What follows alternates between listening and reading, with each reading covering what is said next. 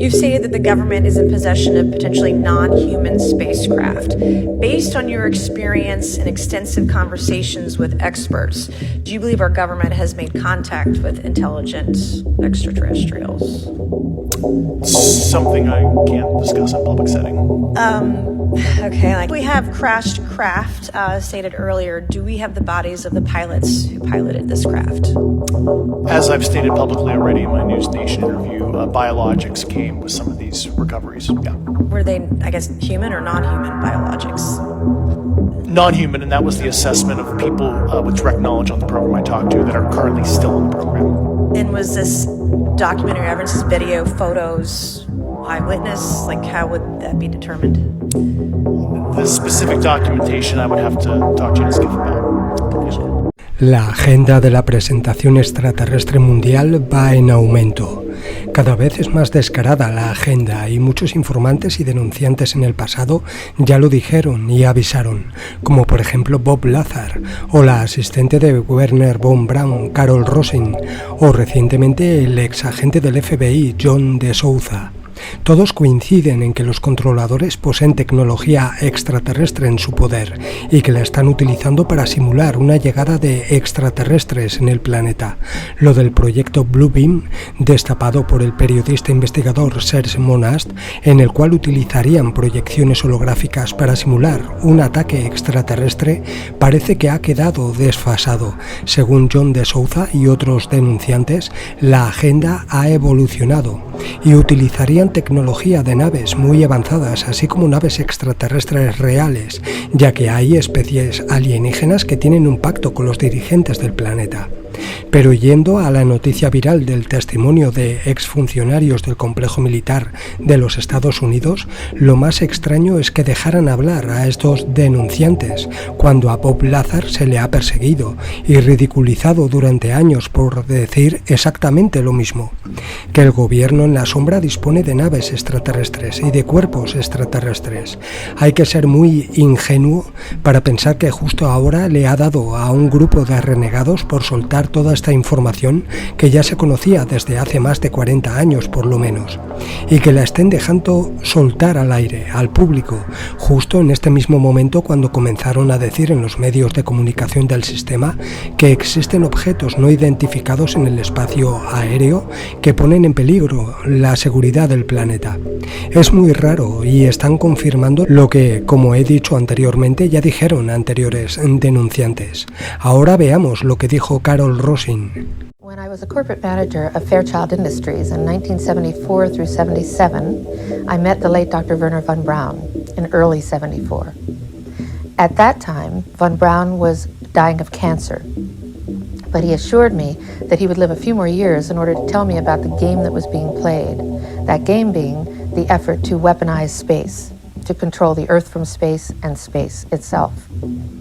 The strategy that Wernher von Braun taught me was that first the Russians are going to be considered to be the enemy. In fact, when I met him in 74, they were the enemy, the identified enemy. We were told that they had killer satellites. We were told that they were coming to get us and control us, the dirty commies, that whole story.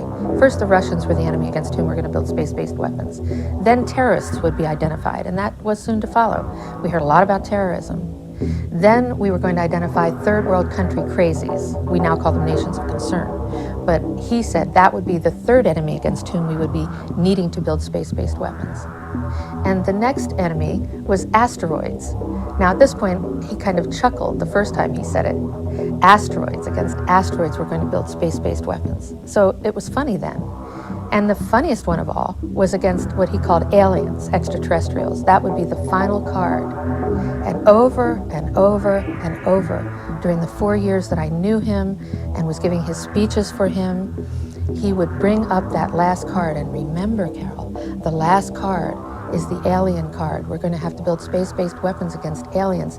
And all of it, he said, is a lie. He didn't mention a timeline, but he said that it was going to be speeding up faster than anybody could possibly imagine.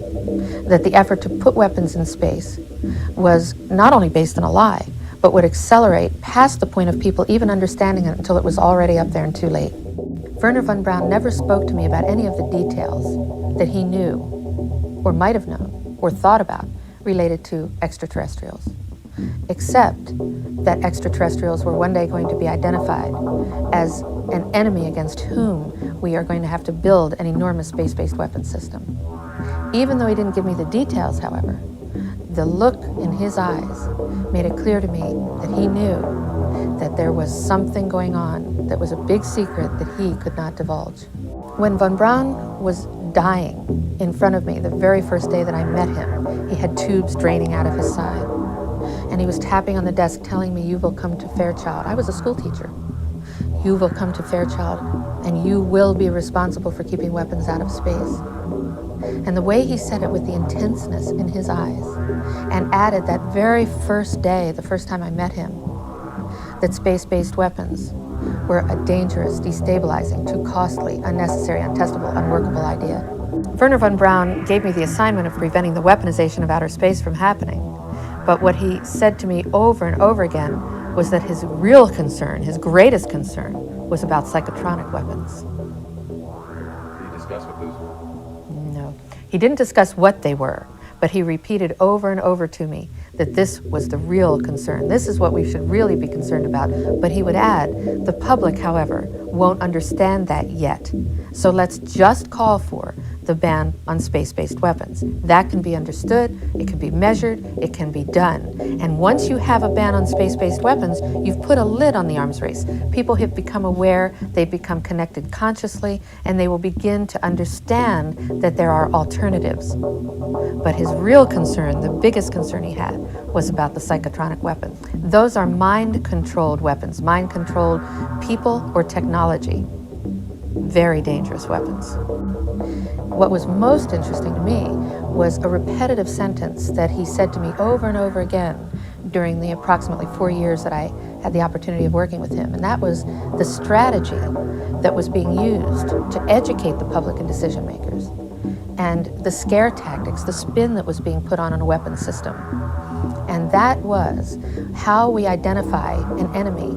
I have concluded that it's based on a few people making a lot of money and gaining power. It's about ego. It's not about our essence and who we really are on the planet and loving each other and being at peace and cooperating, using technologies to solve problems and heal people in the planet. It isn't about that. It's about a few people who really are playing an old, dangerous, costly game for their own pocketbooks and power struggle. That's all it is. And I believe that this entire space-based weapons game is initiated right here in the United States of America. When Wernher von Braun transmitted into my left ear this entire speech from the East Coast of Chicago, it became very obvious to me that we humans have absolutely no idea, except what we're told by people who are making money on the next levels and phases of technological developments, that we are purchasing as consumers what is possible. We have barely touched the tip of the iceberg of what the mind is capable of creating. I think I was too naive to know at that time the seriousness of the nature of the spin that was being put on the system. And now the pieces are starting to fall into place. We're building a space-based weapon system based on a premise that is a lie, a spin.